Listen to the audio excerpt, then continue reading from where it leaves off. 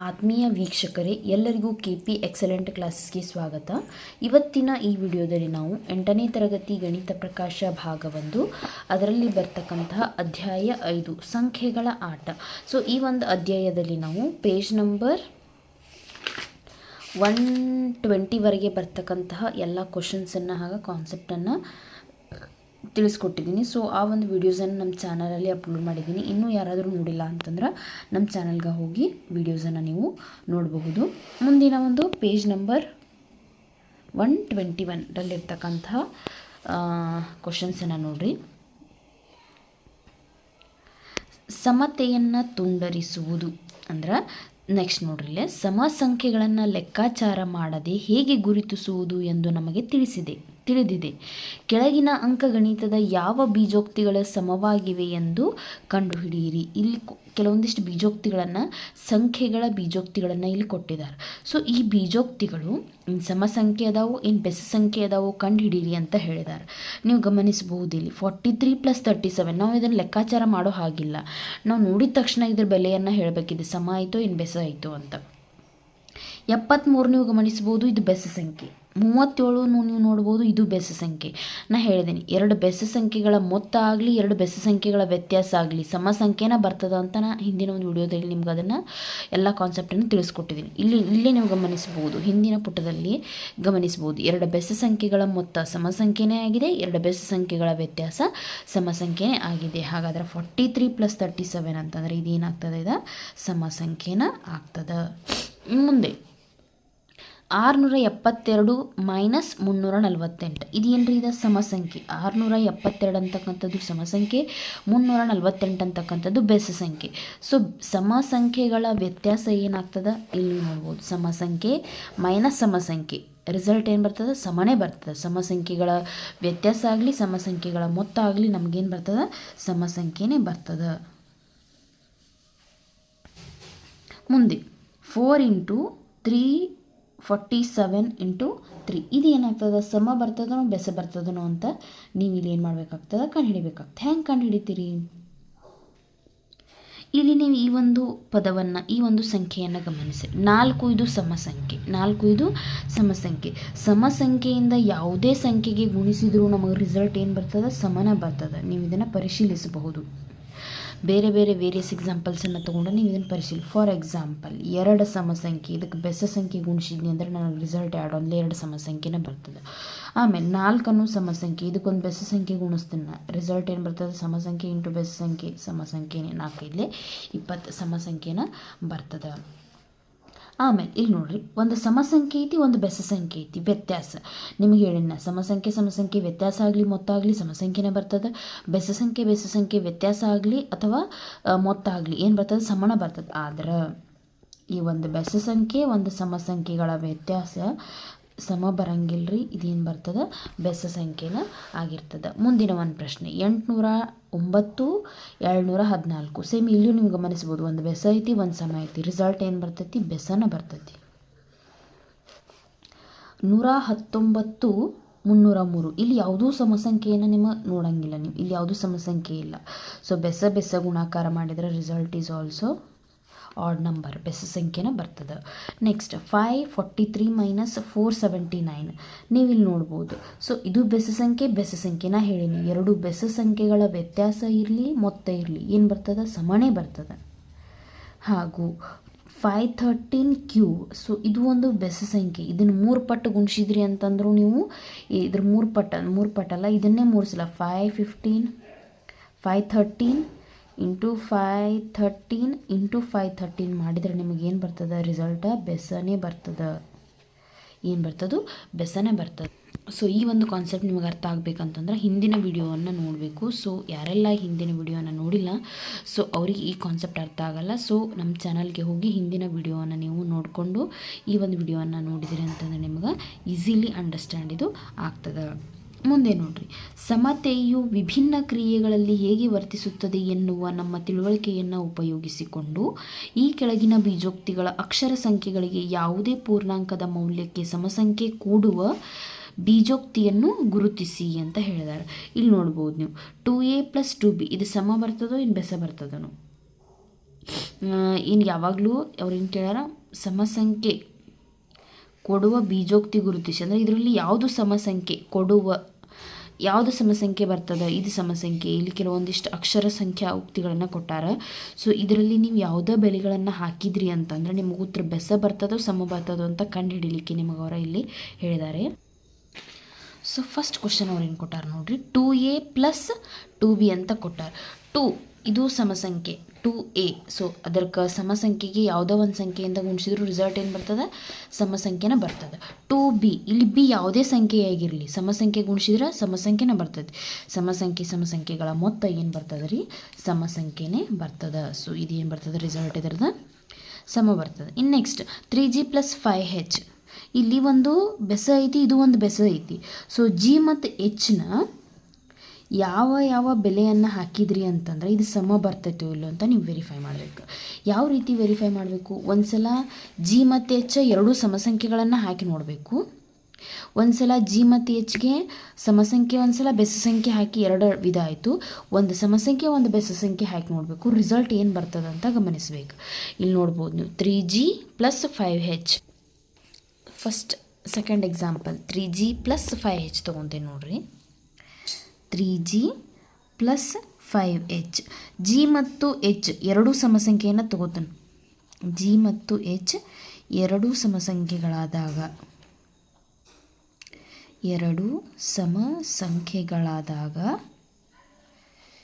ಏನಾಗ್ತದೆ ಅಬ್ಸರ್ವ್ ಮಾಡಿರಿ.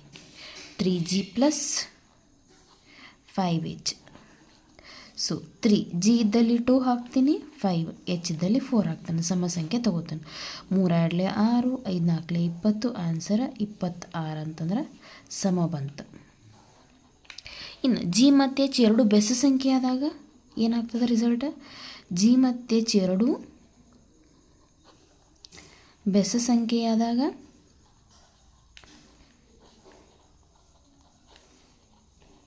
ಗಮನಿಸ್ರಿ, 3g + 5h.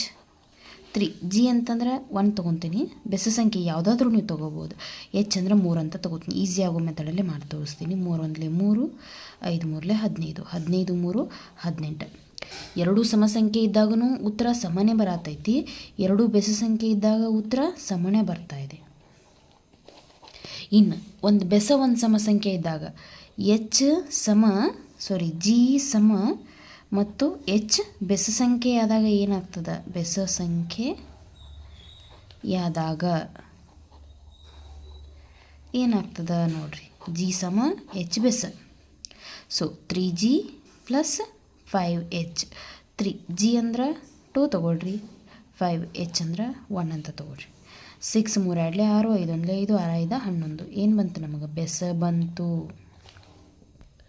ಹಾಗಾದರೆ ಜಿ ಮತ್ತು ಎಚ್ನ ಯಾವುದೇ ಮೌಲ್ಯಕ್ಕೆ 3g + 5h ಏನಾಗಂಗಿಲ್ಲ, ಅದ ಸಮಸಂಖ್ಯೆ ಆಗುವುದಿಲ್ಲ. ನೀವು ಇಲ್ಲಿ ಗಮನಿಸಬೇಕು, ಇದೇನು ಯಾವಾಗಲೂ ಏನಾಗಂಗಿಲ್ಲ, ಸಮನಾಗಿಲ್ಲ,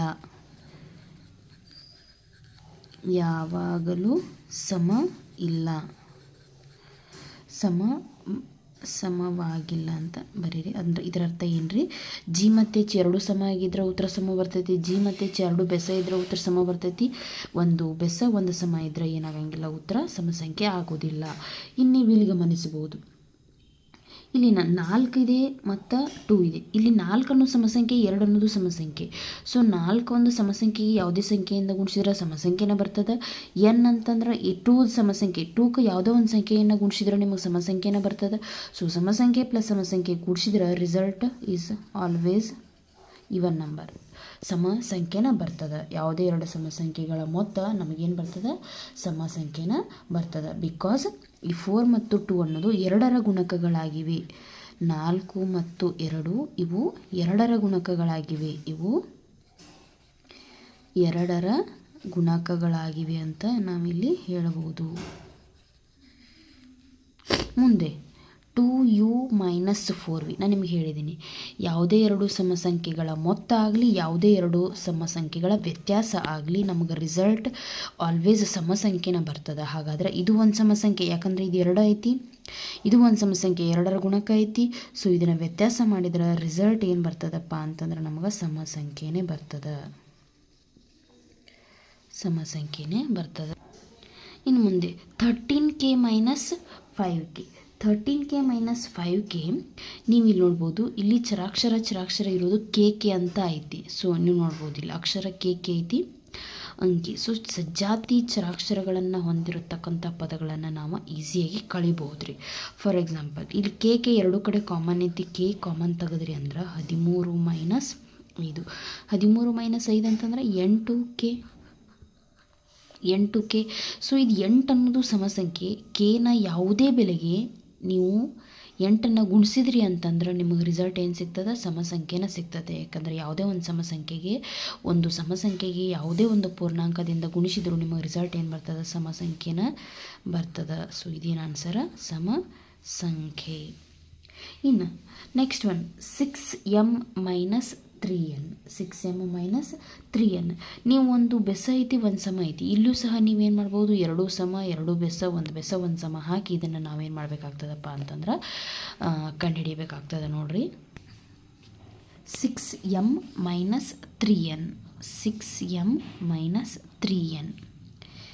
n ಮತ್ತು mಗಳು ಸಮಸಂಖ್ಯೆ ಅಂತ ತಗೋತೀನಿ ನಾನು. ಸಮಸಂಖ್ಯೆಯಾದರೆ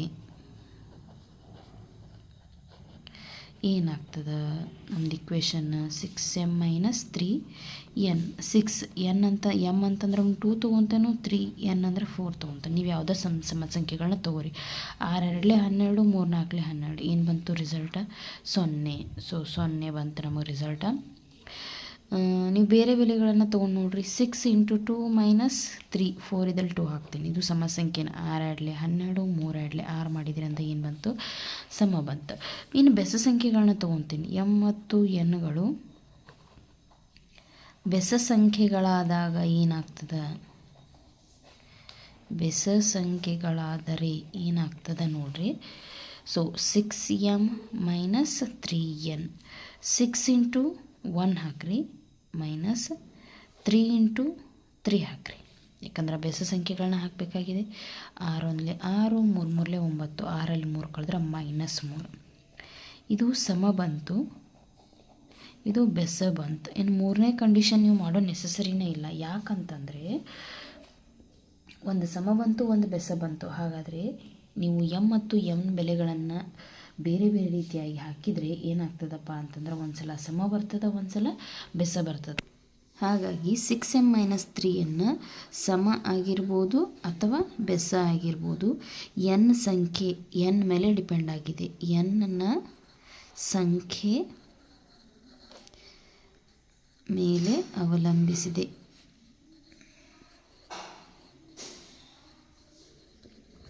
n ಸಂಖ್ಯೆ ಮೇಲೆ ಅವಲಂಬಿಸಿದೆ. ಸೊ ಕ್ಲಿಯರ್ ಆಗ್ತದೆ ಏನಂತಂದ್ರೆ ಇದು ಸಮಸಂಖ್ಯೆ ಅಥವಾ ಬೆಸ ಸಂಖ್ಯೆಯಾಗಿರಬಹುದು. ಬೆಸ ಸಂಖ್ಯೆಯಾಗಿರಬಹುದು.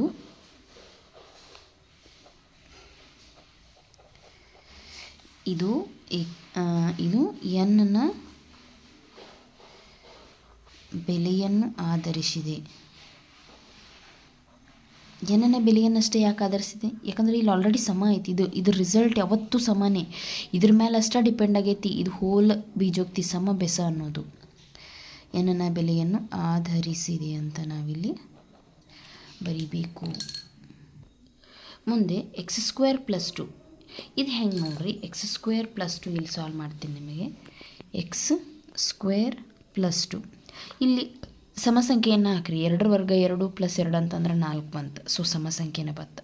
ಆಮೇಲೆ 4 ಹಾಕಿ ನೋಡ್ರಿ, 4 4 16 2 18 ಬಂತು. ಸೊ x ಸಮಸಂಖ್ಯೆಯಾದರೆ x²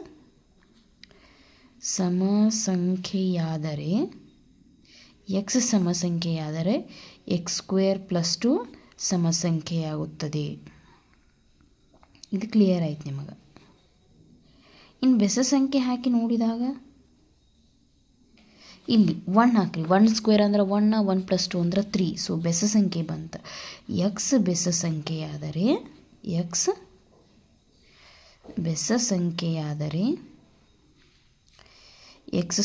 + 2 ಸಹ ಬೆಸ ಸಂಖ್ಯೆಯಾಗುತ್ತದೆ.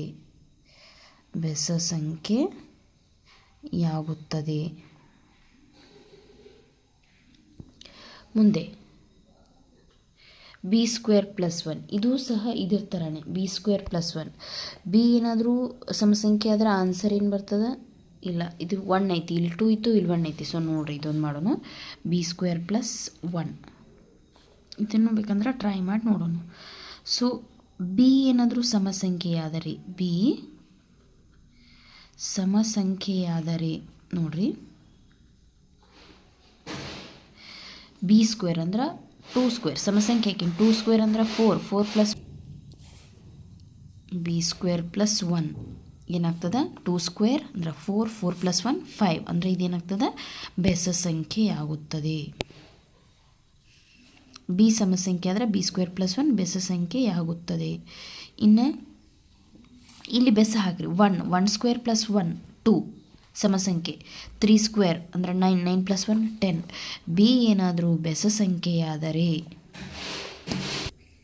ಬೆಸ ಸಂಖ್ಯೆಯಾದರೆ B square plus 1 ಸಮಸಂಖ್ಯೆಯಾಗುತ್ತದೆ.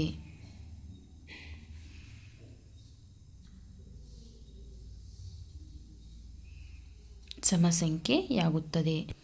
Next 4k into 3j 4k into 3j. So ಇಲ್ಲಿ 4 ಅನ್ನೋದು 2ರ ಗುಣಕ ಐತಿ. ಇದಕ್ಕೆ ಯಾವುದೋ ಒಂದು ಸಂಖ್ಯೆಯನ್ನು ಮಾಡಿದ್ರೆ ನೀ ಏನು ಬರ್ತದೆ? ನಿಮ್ಗೆ ಸಮಸಂಖ್ಯೆನ ಬರ್ತದೆ. ಹಾಕಿ ನೋಡ್ರಿ ಬೇಕಾರೆ.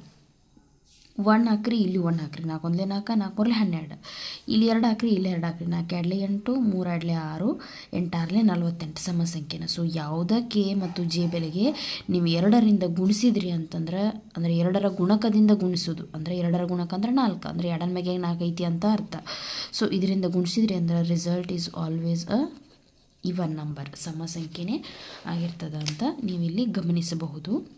ಸೊ ಇದ್ರದ್ದು ಒಂದು ಏನು ಮಾಡಿದಾರಪ್ಪ ಅಂತಂದ್ರೆ ಎಕ್ಸ್ಪ್ಲನೇಷನನ್ನು ಅವರಿಲ್ಲಿ ನಿಮ್ಗೆ ಕೊಟ್ಟಿದ್ದಾರೆ. ಸೊ ಯಾವ ಒಂದು ಸಂಖ್ಯೆ ಏನು ಸಮ ಬರ್ತದನೋ ಬೆಸ ಬರ್ತದನೋ ಅನ್ನೋದಕ್ಕೆ ಅವರಿಲ್ಲಿ ನಿಮ್ಗೆ ಅದರದ್ದು ಎಕ್ಸ್ಪ್ಲನೇಷನನ್ನು ಕೊಟ್ಟ ಸಾಲ್ವ್ ಮಾಡಿದ್ದಾರೆ. ಅವರು ಡಿಫ್ರೆಂಟ್ ಎಕ್ಸಾಂಪಲ್ಸನ್ನು ತೊಗೊಂಡು ನಿಮಗೆ ಇಲ್ಲಿ ಸಾಲ್ವ್ ಮಾಡಿ ಅವರು ತೋರಿಸಿರುವಂಥದ್ದು ನೋಡ್ರಿ. ಸೊ ಇದು ಪೇಜ್ ನಂಬರ್ 121. ಮುಂದೆ ಪೇಜ್ ನಂಬರ್ 122 ನೋಡ್ರಿ. ಅದೇ ರೀತಿ ನೀವು ಇತರೆ ಬೀಜೋಕ್ತಿಗಳಲ್ಲಿ ಯಾವುದು ಯಾವಾಗಲೂ ಸಮಸಂಖ್ಯೆಗಳನ್ನು ನೀಡುತ್ತದೆ ಎಂದು ನಿರ್ಧರಿಸಿ ಮತ್ತು ವಿವರಿಸಿ. ಪ್ರತಿ ಬೀಜೋಕ್ತಿಗೆ ಸೂಕ್ತವಾದ ಕೆಲವು ಉದಾಹರಣೆಗಳು ಮತ್ತು ಉದಾಹರಣೆ ಎಲ್ಲದವುಗಳನ್ನು ಬರೆಯಿರಿ ಅಂತ. ಎಕ್ಸಾಂಪಲ್ಸ್, ಸಮಸಂಖ್ಯೆ ಬರುವಂಥ ಎಕ್ಸಾಂಪಲ್ಸನ್ನು ಬರೀರಿ, ಸಮಸಂಖ್ಯೆ ಬರದೇ ಇರತಕ್ಕಂಥ ಎಕ್ಸಾಂಪಲ್ಸನ್ನು ಸಹ ನೀವು ಬರೀರಿ ಅಂತ ನಿಮಗೆ ಅವರ ಹೇಳಿದ್ದಾರೆ. ವಿವರಿಸ್ರಿ ಮತ್ತು ಸೂಕ್ತವಾದ ಕೆಲವು ಉದಾಹರಣೆಗಳು, ಉದಾಹರಣೆ ಎಲ್ಲದವುಗಳನ್ನು ಬರೆಯಿರಿ ಅಂತ ಹೇಳಿದ್ದಾರೆ. ಬೀಜೋಕ್ತಿ ಬರಿ ಅಂತ ಹೇಳಿದ್ದಾರೆ ಅವರ. ಫಾರ್ ಎಕ್ಸಾಂಪಲ್, ಸಮಸಂಖ್ಯೆಯನ್ನು ನೀಡೋದಂದ್ರೆ 2x ಪ್ಲಸ್ 2y ಇದೇನು ಬರ್ತದೆ? ಸಮಸಂಖ್ಯೆ ಬರ್ತದೆ. ಯಾಕಂದ್ರೆ ನಾವು 2ರ ಗುಣಕದಿಂದ ಗುಣಿಸ್ತಾ ಇದ್ದೀವಿ. ಇನ್ನು ಬೆಸ ಸಂಖ್ಯೆ ಬರೋದೊಂದು ಎಕ್ಸಾಂಪಲ್ ಅಂದರೆ, ಒಂದು ಬೆಸ ತಗೋತೀನಿ, ಇನ್ನೊಂದು ಏನು ಮಾಡ್ತೀನಿ ನಾನು ಸಮಸಂಖ್ಯೆಯನ್ನು, ಒಂದು ಸಮನ್ ತೊಗೊಂಡಿದ್ದೀನಿ, ಇನ್ನೊಂದನ್ನು ಬೆಸವನ್ನು ತೊಗೊತೀನಿ. 3y ಒಂದು ಸಮ, ಇನ್ನೊಂದು ಇದು ಬೆಸ ಸಂಖ್ಯೆಗೆ ಉದಾಹರಣೆ. ಸರಿ, ನೀವು ವೇರಿಯಸ್ ಎಕ್ಸಾಂಪಲ್ಸನ್ನು ತೊಗೋಬೋದು, ನೀವು ಯಾವ್ದು ಬೇಕಾದರೂ. ಯಾವಾಗಲೂ ಸಮಸಂಖ್ಯೆಯನ್ನು ನೀಡುವ ಕೆಲವು ಬೀಜೋಕ್ತಿಗಳನ್ನು ಬರೀರಿ. ಮತ್ತೆ ಅದನ್ನೇ ಪ್ರಶ್ನೆ ಕೇಳಿದಾರೆ. 2z ಇಲ್ಲಿ 2ದಿಂದ ಝಡ್ಗೆ ಗುಣಿಸಿದ್ರಿ ಅಂತಂದ್ರೆ result is always even number. ಯಾವುದೋ 2ರ ಗುಣಕದಿಂದ ಗುಣಿಸಿದ್ರೂ ಸಹ ನಮಗೆ ಉತ್ತರ ಸಮಸಂಖ್ಯೆನ ಬರ್ತದೆ. ಆಮೇಲೆ 2x ಪ್ಲಸ್ 4y ಯಾಕಂದ್ರೆ ಇದು 2ರ ಗುಣಕ, ಇದು 2ರ ಗುಣಕ ಕೂಡಿಸಿದೆ ಅಂದ್ರೆ ನನಗೆ ಸಮಸಂಖ್ಯೆ ಬರ್ತದೆ. ಆನಂತರ 2 into x into 5 into j ಯಾಕಂದರೆ ಇಲ್ಲಿ 2ರ ಗುಣಕದಿಂದ ಯಾವುದೇ ಸಂಖ್ಯೆ ಗುಣಿಸ್ರಿ result is always even number ಬರ್ತದೆ, ಅಂದರೆ ಸಮಸಂಖ್ಯೆನ ಬರ್ತದೆ. ಇನ್ನೂ ಸಾಕಷ್ಟು ನೀವೇನು ಮಾಡ್ಬೋದು, ಎಕ್ಸಾಂಪಲ್ಸನ್ನು ತೊಗೋಬೋದು. 2 ಬೆಸವನ್ನು ಸಹ ತೊಗೋಬೋದು ನೋಡಿರಿ. 5a ಪ್ಲಸ್ 3b 2 ಬೆಸಸ್ ತೊಗೊಂಡ್ರು ನನಗೇನು ಬರ್ತದೆ? ರಿಸಲ್ಟ ಬೆಸನ ಬರ್ತದೆ. ಇನ್ನೊಂದು 2 ಬೇಡ 3x ಮೈನಸ್ 6x ಒಂದು ಬೆಸ ಒಂದು ಸಮ ತಗೊಳ್ಳೋ ಹಾಗಿಲ್ಲ. ಸೊ 3 ಆಗಲ್ಲ, ಇದೇನಾಗಲ್ಲ, ಎರಡೂ ಬೆಸನ ಬರಬೇಕು, ಇಲ್ಲ ಎರಡೂ ಸಮಾನ ಬರಬೇಕು. ಇಲ್ಲಿ ಸಮ ಅಂದರೆ ಇದು ಸಮಾನ ಆಗಿರಬೇಕು. ಅದರ ವ್ಯತ್ಯಾಸವೂ ಸಹ ನಮಗೇನಾಗಿರ್ತದೆ, ಸಮ ಸಂಖ್ಯೆ ಆಗಿರ್ತದೆ. ಇದೇ ರೀತಿ ನೀವು ಇನ್ನೂ ಕೆಲವೊಂದಿಷ್ಟು ಬೀಜೋಕ್ತಿಗಳನ್ನು ಏನು ಮಾಡ್ಬೋದಪ್ಪ ಅಂತಂದ್ರೆ ರಚನೆ ಮಾಡ್ಬೋದಾಗಿದೆ. 4 ಮಾಡಲು ಜೋಡಿಗಳು.